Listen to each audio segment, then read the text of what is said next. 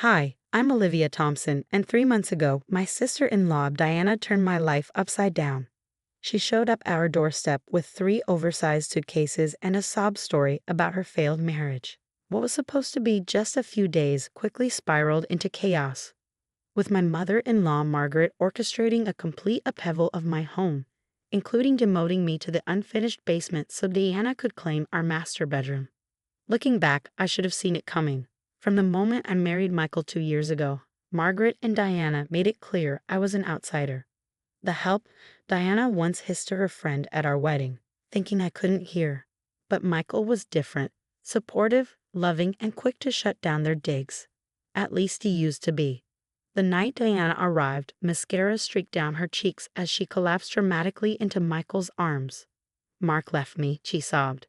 "He's been cheating for months." Michael shot me a pleading look, and I nodded.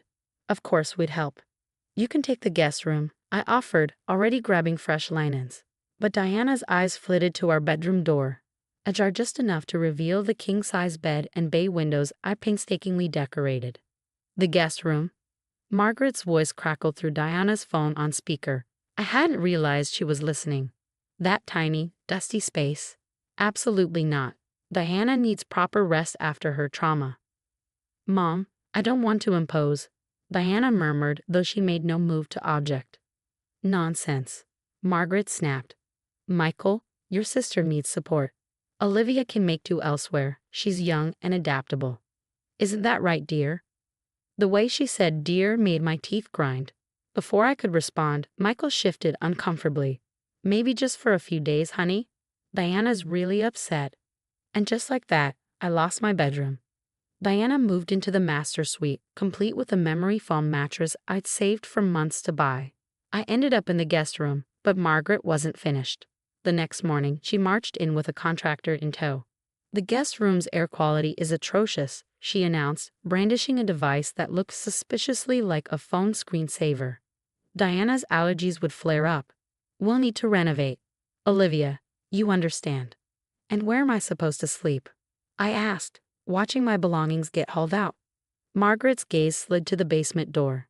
"There's plenty of space down there, just needs a little elbow grease. Think of it as a project, something to keep you busy."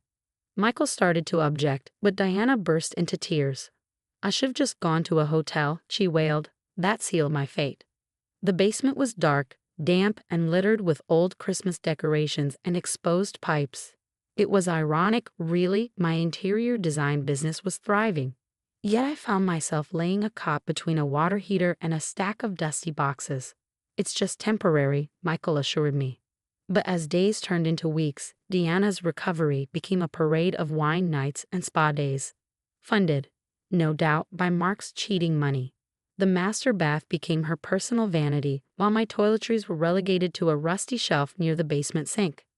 Margaret visited daily, her criticism wrapped in a sugary smile. "Olivia, dear, I noticed the upstairs windows could use a cleaning. Though I suppose you wouldn't know from down here. Or, I'm teaching Diana your lasagna recipe. She's such a natural. Poor thing needs something to keep her mind off things." The final straw came at Sunday dinner. Margaret arrived with a real estate agent in tow and announced, "We found the perfect condo for Diana, right in Olivia's office building." "Convenient, isn't it?" Diana chimed in, flashing a grin.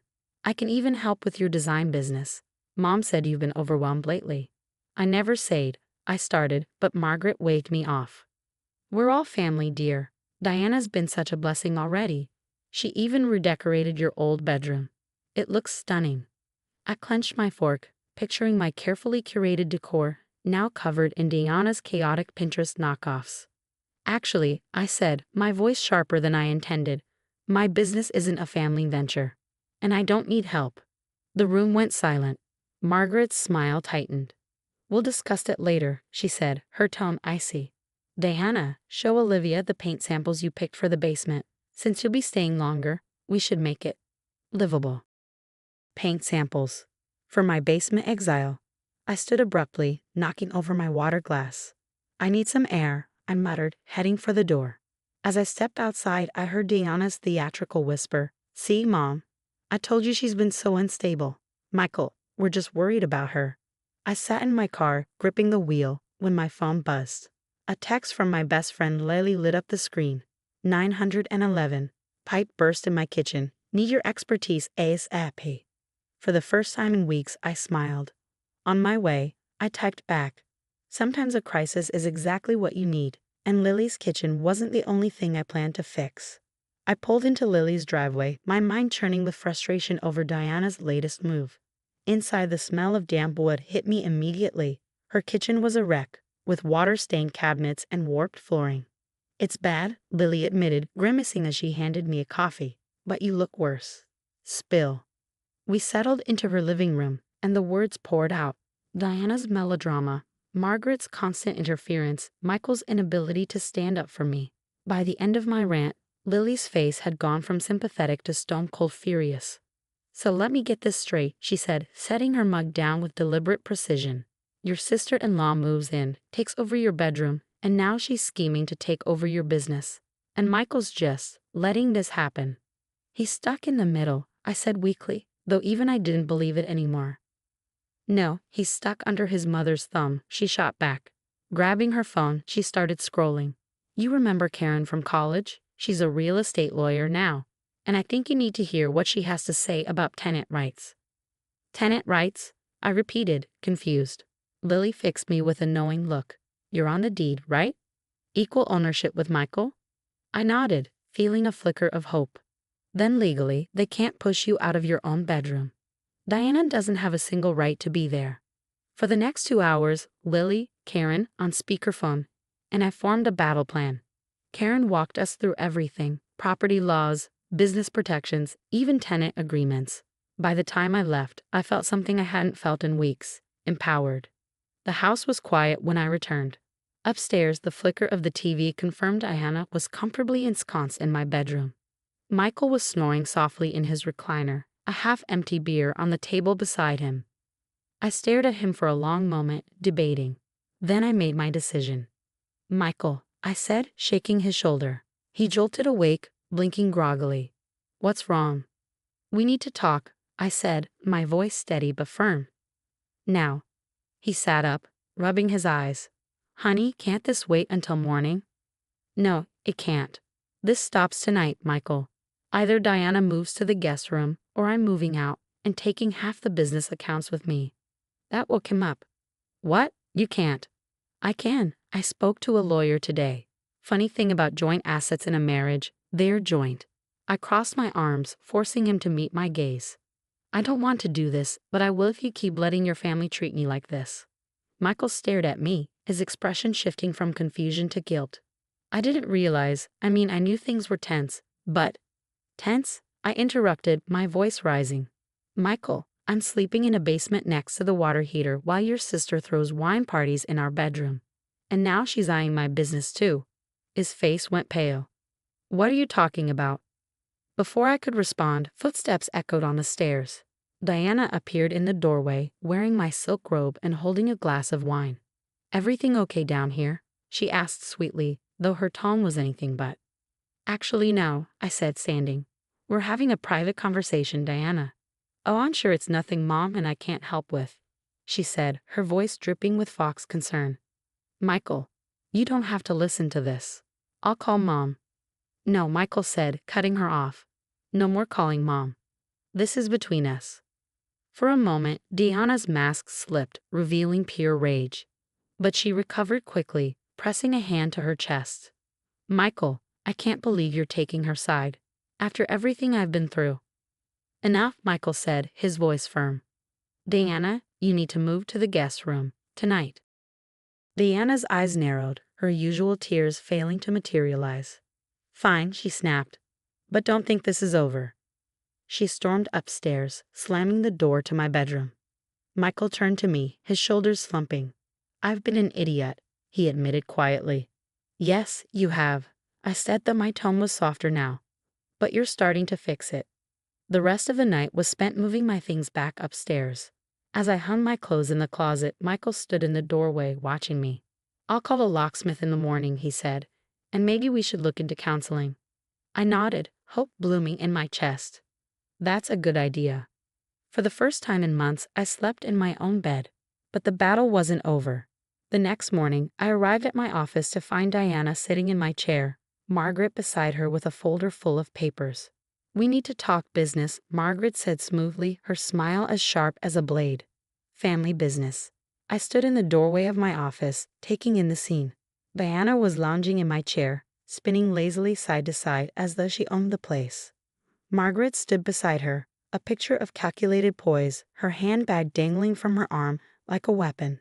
They didn't even have the decency to wait for me to arrive before staging their coup. "Morning," I said evenly, stepping inside and setting my coffee down. "What's this? A hostile takeover?" Margaret smiled thinly, sliding a stack of papers across the desk. "Not hostile.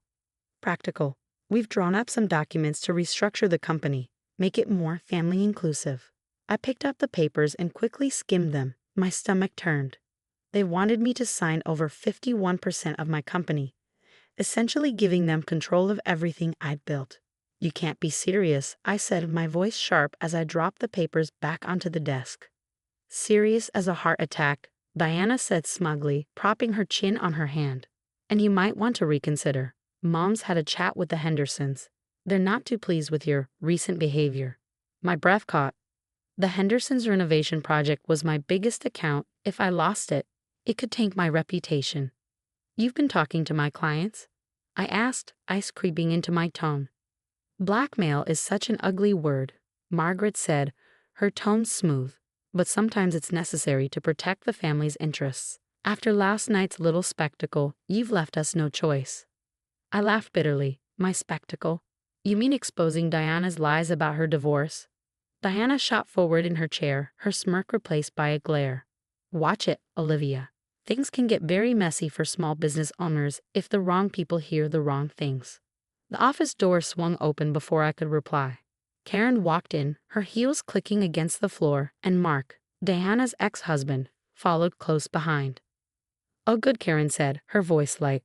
"Everyone's here. Saves us the trouble of making this a two-act play." Diana shot up from the chair like it was on fire. "Mark, what are you doing here?" "Filing fraud charges," he said flatly, his gaze locking onto Diana. "You emptied our accounts, Diana. Did you think I wouldn't find out?" Margaret stepped forward, her composure faltering for the first time. "Now, see here." "Careful," Karen interjected smoothly, holding up her phone. "I'd think twice about denying anything.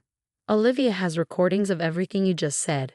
Threats, blackmail, defamation, all admissible in court." Diana's face went pale. "You can't use those." "I can," I said, cutting her off. "Company policy. All business meetings are recorded. The acoustics in here are fantastic, by the way." Margaret sputtered, but Karen wasn't done. She slid two more papers onto the desk. "This is a cease and desist order preventing either of you from contacting any of Thompson Design's clients. And if you so much as breathe in Olivia's direction without her consent, we'll file this restraining order too." "Michael will never let you do this," Margaret hissed. "You're tearing this family apart." Michael's voice came from behind her. "No, Mom, you are." He stepped into the room, his expression grim. "And Olivia isn't alone anymore." Diana's mask cracked completely. "Mark, please," she pleaded, tears welling in her eyes. "This is all just a misunderstanding. Let me explain." "Explain it to the court," Mark interrupted coldly. "I'm done." Margaret's hands trembled as she clutched her handbag. "You'll regret this," she snapped, her voice shaking with fury. "Both of you." "No," I said, my voice calm and steady. "We won't. Now get out of my office." Margaret pulled Diana toward the door, but not before throwing one last venomous glare in my direction. "This isn't over," she spat. "I look forward to your next attempt," I replied, smiling coolly. "It'll be fun to shut that down, too." Once the door closed behind them, the room felt lighter, like a storm had passed, leaving fresh air in its wake. Karen turned to me, a triumphant grin on her face. "That went better than expected. Mark, thank you for coming." He nodded, his expression softening. "It was the least I could do. I'm glad you're standing up to her." After they left, Michael pulled me into his arms. "I am so sorry," he whispered, his voice thick with emotion. "For everything. For not standing by you sooner." I looked up at him, my heart aching and hopeful at once. "We'll fix it," I said. Together. The coming weeks saw a cascade of victories. Diana was charged with fraud, and Margaret's influence over Michael crumbled. The Hendersons, it turned out, had never even spoken to Margaret, and their project continued as planned. They even referred me to 3 new clients. Michael and I began couples counseling, untangling years of manipulation and rebuilding trust. Slowly, we found our way back to each other. 2 months later, as I sat in my home office, now a serene, productive space, I smiled at a text from Lily. Just saw Diana at Starbucks. She's a barista now. Karma's beautiful, isn't it? I laughed softly, setting my phone down. On my desk was a photo from our housewarming party, a celebration of a home free of toxic interference. Life isn't perfect, and family is complicated. But sometimes, standing your ground and fighting for yourself is the only way forward. And when you have people who truly love and support you, even the hardest battles are worth it.